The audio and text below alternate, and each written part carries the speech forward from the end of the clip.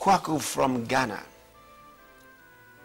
Pastor, how does one overcome masturbation?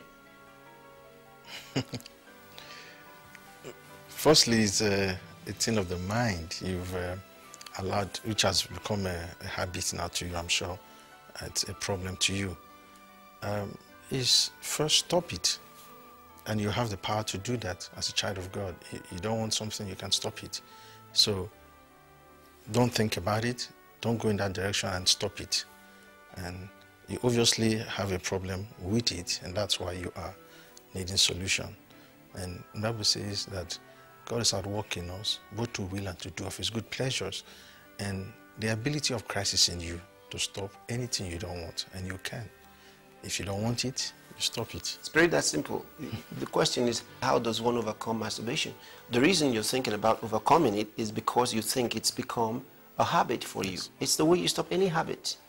See, masturbation is not more of a habit than any other habit. Okay, so once you make up your mind, you want to break a particular habit, you do it, you stop it, you just stop it by getting your mind to think of something else. In fact, the way you destroy a habit is to replace that habit with another habit. That is the habit of not doing it. See, but there's something I would like to bring to your mind that may be of help to you, because the reason you want to stop this is because of what you think it is. If you were in the habit of playing football, you probably wouldn't ask us, how can I stop playing football? Because you think there's something wrong with this. All right? So that is where your problem is coming from. But no matter how wrong it is in your mind, get this straight. In itself, it is not a sin against God.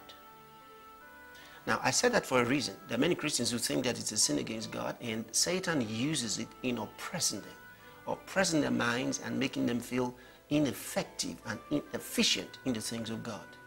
But once you get to understand it's got nothing to do with God, it's all about you and your own body, then Satan loses his power to use it to accuse you.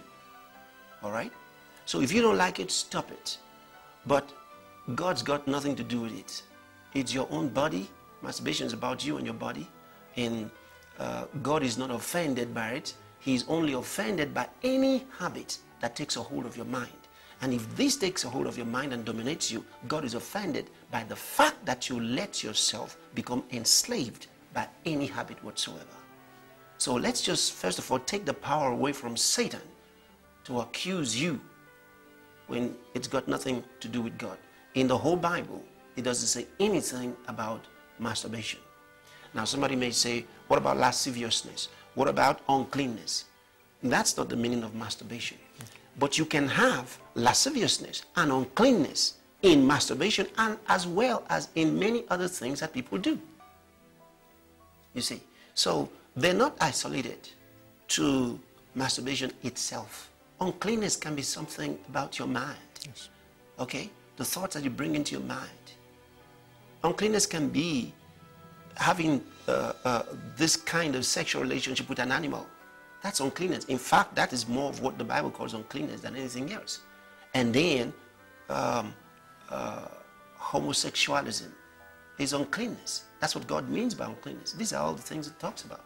So just be clear that Satan should have no power or dominion over you as far as this is concerned.